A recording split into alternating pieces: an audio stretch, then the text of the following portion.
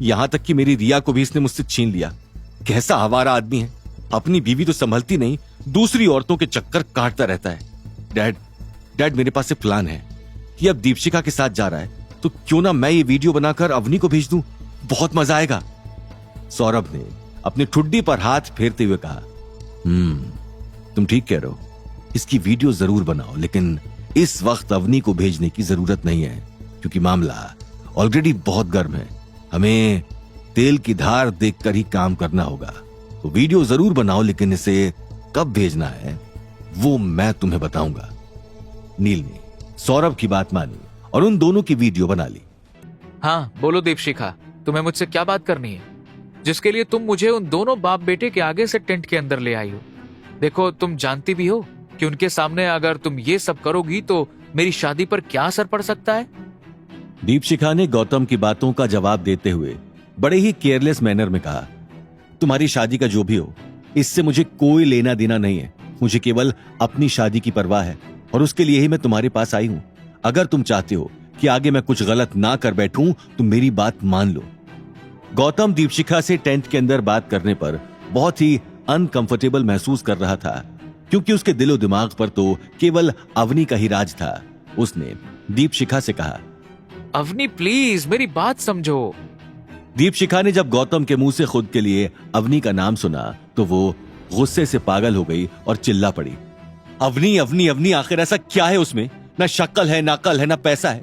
मेरे पास तो सब कुछ है और मैं कब से तुमसे शादी करने के पीछे पड़ी हुई हूं। तुम्हारे लिए यहां मैं जोधपुर तक आ गई हूं और तुम हो कि तुम्हें मेरी जरा भी कदर नहीं है। गौतम, हम दोनों की मंजिल एक है, प्लीज मेरी बात मान जाओ। अपनी और मेरे लिए और उलझने पैदा मत करो और ना ही उस लड़की अवनी के लिए। जब उसने तुमसे तलाक मांग लिया है तो तुम उसे तलाक क्यों नहीं दे देते? आखिर तुम्हारी प्रॉब्लम क्या है? क्यों उसके पीछे मजनू बने फिर रहे हो? देखो तुमने अपनी क्या हालत बना ली है। तुम जो थे वैसे नहीं रहे। तुमने अपनी हालत इतनी खराब कर ली कि मैं तुम्हें क्या ही बताऊं।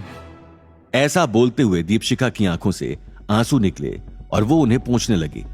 गौतम को दीपशिखा में कोई दिलचस्पी नहीं थी और उसने उसके आंसुओं की परवाह किए बिना शांत अंदाज में कहा, दीपशिखा, मैं तुम्हें पहले भी कह चुका हूँ, मैं अभी फिर कह रहा हूँ, मेरे दिल और दिमाग में सिर्फ अवनी बसती है।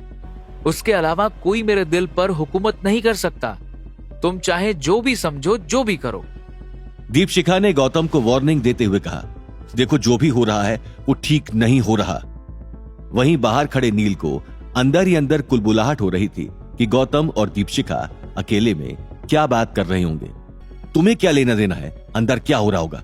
जो भी हो रहा होगा, तुम्हें इस वक्त यह समझने की जरूरत है कि अग्रवाल खानदान की हालत बर्बाद है और हम लोगों को अगर आगे निकलना है तो हमारे लिए मित्तल खानदान का साथ बेहद जरूरी है और उसके लिए यह डील होनी बहुत इंपॉर्टेंट है।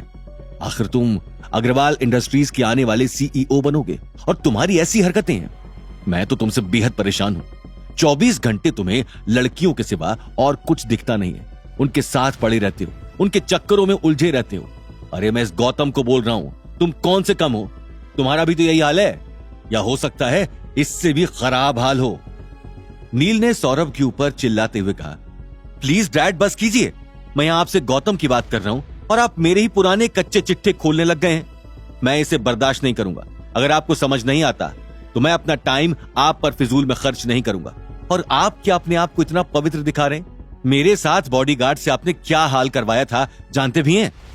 सौरभ को फिर नील की ये हालत देखकर उस पर तरस आ गया और उसने नील के सिर के ऊपर हाथ फेरते हुए कहा, चिंता मत करो बेटा, तुम्हारी हर एक चीख मेरे कानों में अभी भी गूंजती है।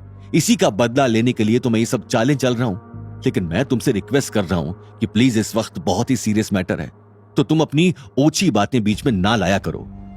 नील ने सौरभ की बात को इग्नोर किया और टेंट की तरफ अपनी नजर गड़ाए खड़ा रहा।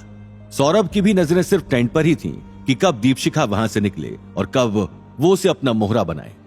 गौतम के पास दीपशिखा की बातों का कोई जवाब नहीं था और वो लगातार बोले जा रही थी और गौतम इन ख्यालों में गुम था कि वो किस तरह घर जाकर अवनी को समझाएगा और क्या उसे घर में एंट्री मिलेगी भी या नहीं। साथ ही साथ उसने मन में कहा, आखिर मैंने ऐसा क्यों किया? मैंने क्यों सभी घर वालों की बात मानी कि मैं दीपशिखा से अगले 1 साल में शादी कर लूंगा? ये आफत तो मेरी जिंदगी को तबाह कर देगी। आगे की कहानी जानने के लिए देखिए अगला एपिसोड सिर्फ पॉकेट एफएम के यूट्यूब चैनल पर और रॉयल वारिस के सारे एपिसोड्स को सुनने के लिए डिस्क्रिप्शन में दी लिंक से डाउनलोड करें पॉकेट एफएम ऐप।